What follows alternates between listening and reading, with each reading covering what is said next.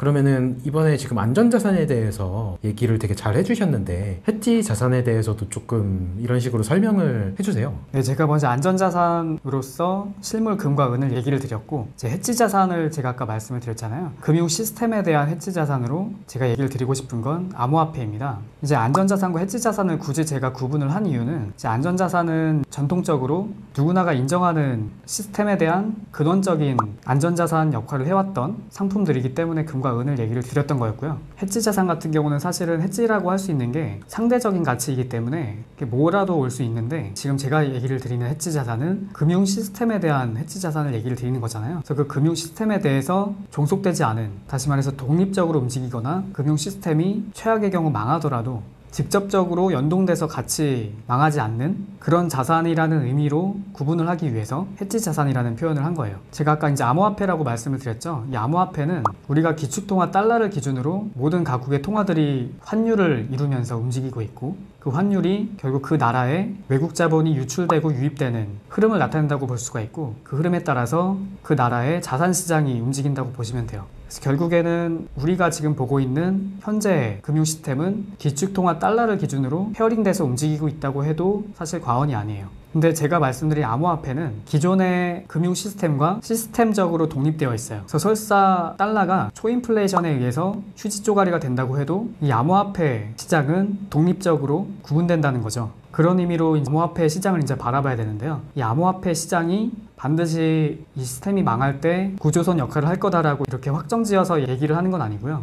지금 제가 얘기하고 있는 무제한 양적 완화에 의한 경제 시스템의 붕괴 시기가 실제로 실현이 됐을 때 보험을 미리 들어두는 차원에서 독립적으로 움직이는 해지 자산을 하는 역할, 그런 측면에서 암호화폐 시장으로 자산이 유입이 될 수가 있다는 것이죠. 네, 그리고 이게 암호화폐가 사실 기존의 금융 시스템이랑 맞물리면서 4년 주기로 움직이고 있는데요. 사실은 2021년이 다음 이제 상승 사이클로 예상이 되고 있는 시기예요. 이게 반드시 2021년도에 폭등을 할 거다 이렇게 얘기를 하는 건 아니고, 이제 그 전에 CBDC라고 하는 중앙 정부에서 발행하는 이 디지털 화폐가 그 전에 출범을 하게 될 경우에는 현재 우리가 알고 있는 비트코인, 알트코인이라고 부르고 있는 암호화폐 시장이 좀 타격이 클 수가 있어요. 그래서 이 변수가 있다는 걸 좀 어느 정도 감안을 하고 크지 않은 비중으로 일종의 해지 자산 목적으로 보험을 드는 거죠. 그래서 그런 시스템과 독립적으로 움직이는 자산에 분산해서 투자를 한다는 개념으로 생각을 해주시면 될 것 같습니다. 그러면 이걸 보는 사람들도 궁금해할 것 같은데, 어쨌든 이 암호화폐가 해지 자산으로 사용되려면 내가 이 해지 자산을 이용해서 실물을 다시 사서 내가 먹을 거를 구매하든 뭔가가 할 수 있어야 되지 않나요? 그러니까 지금 내가 만약에 당장 생각해보면은 이 암호화폐가 우리가 뭔가 실물 통화로서의 소비가 일어나야 된다고 해야 될까요? 근데 현재까지로는 대한민국에서는 그런 모습이 안 보여가지고 실제로 와닿지가 않는데, 이게 해지 자산으로서 만약에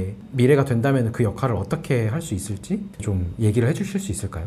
제가 해지 자산이라고 얘기를 한 거는 화폐로서의 기능을 해야 된다는 걸 의미하는 게 아니라, 우리가 주식을 가지고 물건을 바로 살 수는 없잖아요. 현금으로 바꾼 다음에 물건을 사듯이 자산에 대한 얘기를 하는 거예요. 또 마찬가지로 해지 자산이라고 하는 그 범주 안에 암호화폐라는 시장이 들어간다는 의미지, 현금을 대체한다라는 의미로 제가 말씀드린 게 아니고요.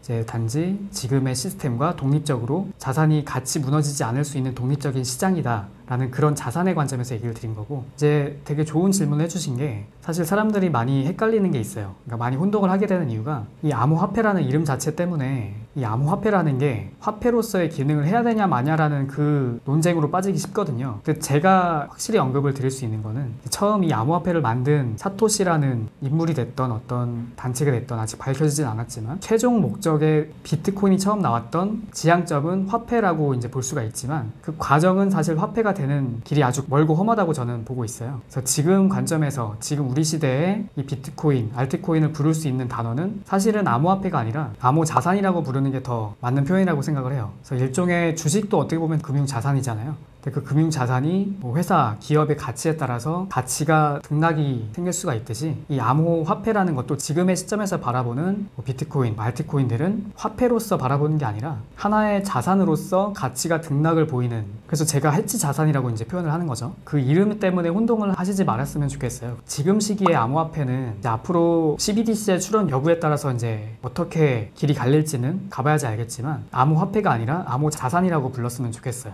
그래서 실제로는 비트코인 같은 경우는 처음 출범했을 때 화폐 시스템을 대체하는 수단으로서의 어느 정도 기능에 초점이 맞춰져 있었지만 이제 그 밖에 수많은 알트코인들을 보면 화폐의 기능보다는 지금 우리가 정의할 수 없는, 하지만 비슷하게 비유를 해보자면 주식 플러스 어떤 기능을 가진 시스템 플러스 일종의 정치 사상, 그리고 일부 화폐 기능을 포괄하고 있는 그 어떤 무형의 시스템이라고 보셔야 돼요.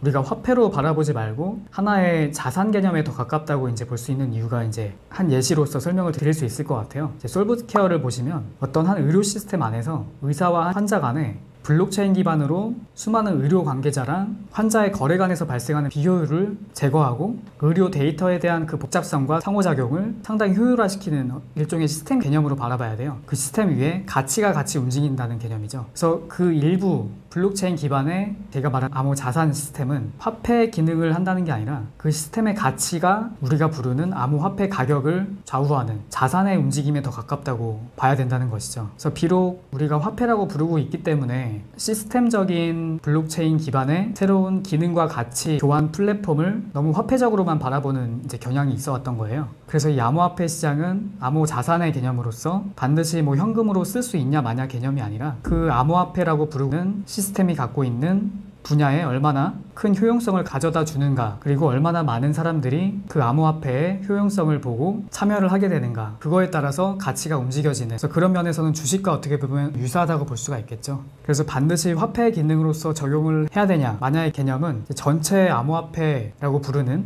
이 암호 자산이 갖고 있는 전체 기능 중에 한 10%에서 20% 정도를 가지고 갑론을박을 하고 있는 거나 마찬가지라고 생각을 하시면 될 것 같아요.